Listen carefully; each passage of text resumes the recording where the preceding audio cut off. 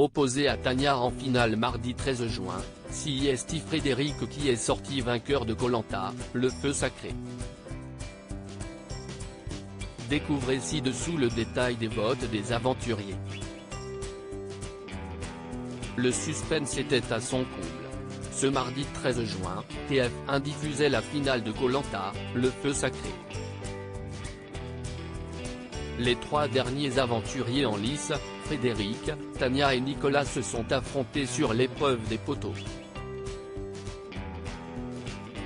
C'est finalement l'entrepreneur corse qui a chuté le premier, suivi de près par la diététicienne de Seine-Saint-Denis. Contre toute attente, le fidèle acolyte de Quentin a choisi la seule finaliste du trio pour être départagée par le jury final. Si son choix a été mal perçu par le public, les autres aventuriers ne lui en ont pas tenu rigueur. Il a finalement été préféré à la Benjamine du jeu, surnommé le Phénix de cette 23e édition. Koh Lanta 2023, l'alliance des 4 fantastiques en faveur de Frédéric. 7 membres du jury final sur 9 ont voté pour Frédéric, qui remporte donc les 100 000 € promis au vainqueur.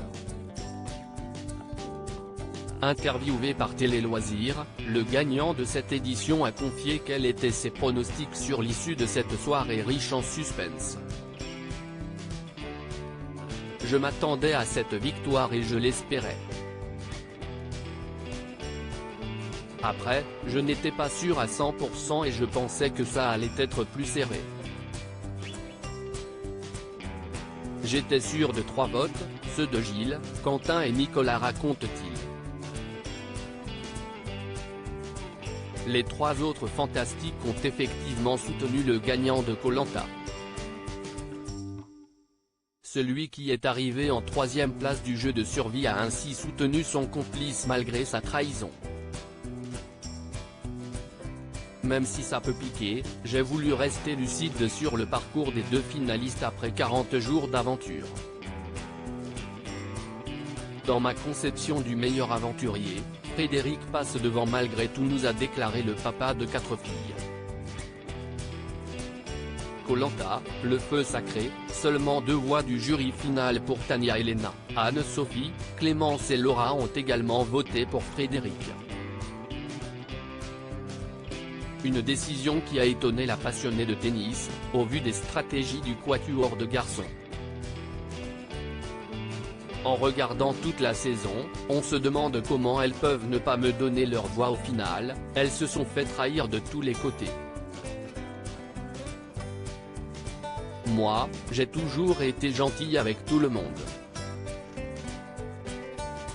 Mais malheureusement, elles n'ont pas réfléchi comme ça sur l'instant T, a confié Tania à Télé Loisirs. Celle qui est arrivée 2e de cette édition a recueilli les votes de son complice, Esteban, et de Julie, qu'elle avait aidé pour atteindre la finale avec son collier d'immunité.